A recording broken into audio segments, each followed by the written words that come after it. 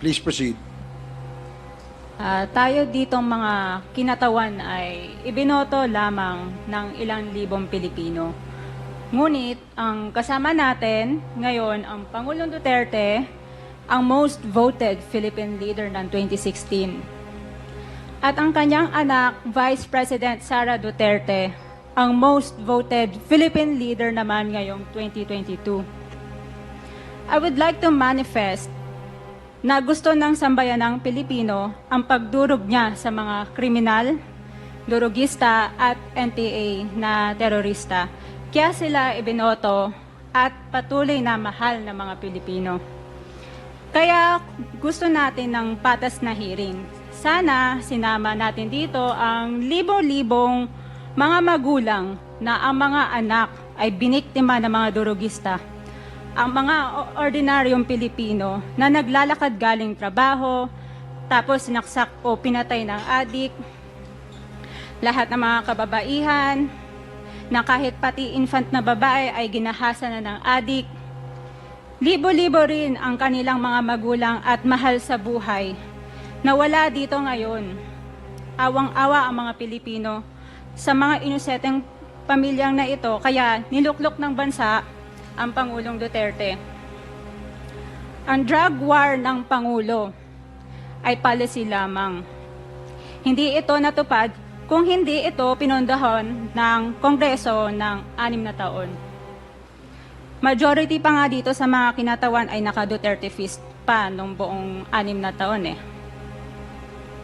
Ang Duterte Youth Party List po ay patuloy na naninindigan sa Pangulong Rodrigo Duterte at pangalawang Pangulo, Sara Duterte, na naglingkod ng maayos, dumurog sa mga durugista, kriminal at NPA na terorista para proteksyonan ang milyon-milyong Pilipino.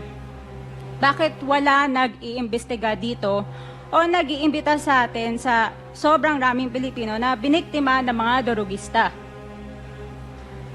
And lastly, sa mga kongresista na kaalyado ng mga NPA, mahaya naman tayo sa topic ng pagpatay dahil kayo mismo, hindi kayo nagsasalita sa pagpatay ng NPA sa mga pulis, sundalo at mamayang Pilipino. Pati rin po sa mga natitirang resource persons na gusto mag-abogada papuntang ICC, si Attorney Maria Cristina Conti, na kandidato ngayon ng Bayan Muna Party List. Kasama po ang inyong katabi na si Nery Colmenares ng Bayan Muna. Sa NPA, nire-recruit ang mga kabataan para pabagsakin ang gobyerno at pumatay ng mga pulis, sundalo at tropa ng gobyerno. Hindi nyo naman kinokondena ang pagpatay nila. Ang kinokondena nyo ngayon ay ang dalawang naging most trusted leaders ng bansa na todo effort protektahan ang milyong-milyong mga Pilipino. In support sa advocacy sa Pangulong Duterte, ang Duterte Youth Party List ngayon, Kongreso ito, ang kaisa-isang nagpapanukala na pagbalik ng death penalty para sa mga rapist, kidnappers, durugista at terorista. In behalf of the Duterte Youth Party List, kami ay nagpapasalamat sa todong suporta ng Pangulong Duterte at VP Sara Duterte sa mga tropa ng gobyerno at sa pagdurog nyo sa mga kriminal, durugista at NPA na terorista. Yun lang po. Maraming salamat po, Mr. Chair. At Thank you, magandang gabi po. Congresswoman. Salamat, ma'am. Mr. Chair. Bawal po pumalakpak dito. Kung gusto niyo pumalakpak, doon kayo sa labas. Maaari ba? Mr. Chair, Wala hong bastusan dito, ha? Sige, Congressman Acop, you're recognized. thank you, Mr. Chair. I beg to disagree with my colleague. Kasi bata pa siya. Ako, I have given up my life for this country. The former president is only 2 years older than I am. But I have been fighting for this country. I was a member of the Philippine Constabulary and became a policeman after Republic Act 6975 was enacted. This statement of my colleague betrays her ignorance. Kung gusto po niya na magpa-imbestiga, mag-file siya ng resolution and maybe refer to the appropriate committee to be fair with her. She's a congressman.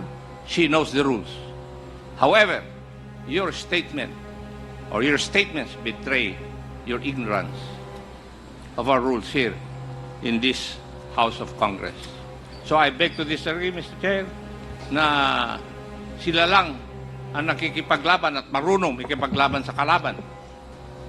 As I've said before, I have given the most part or most years of my life fighting the enemy of this country. Thank you, Mr. Chair. Thank you, Congressman Acop. Yes, let me emphasize na wala pong may monopolya ng pagmamahal sa bayan dito. Pare-parehas po tayo rito. And following the suggestion of Congressman Acop, kung meron kayong gustong paimbita, mag-attend kayo ng hearing. Hindi yung a-attend kayo kapag andito lang ang dating Pangulo, ang ating Vice Presidente. Umattend kayo. This committee hearing, this Quadcom, makes announcements of all its hearings. And from here on, we want to see you in our hearing, and please submit to the committee secretary all the persons you want to be invited. Wala hong ano yan.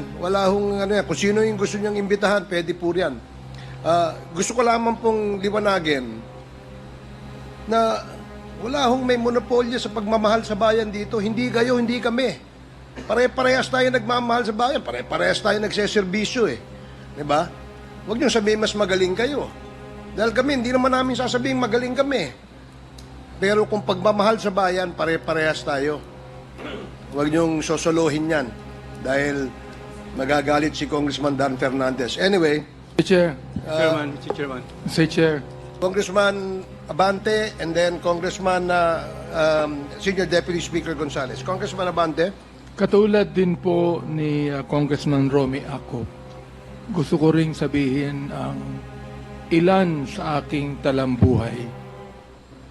1986, Mr. Chair, muntik nang bumagsak ang Pilipinas sa NPA.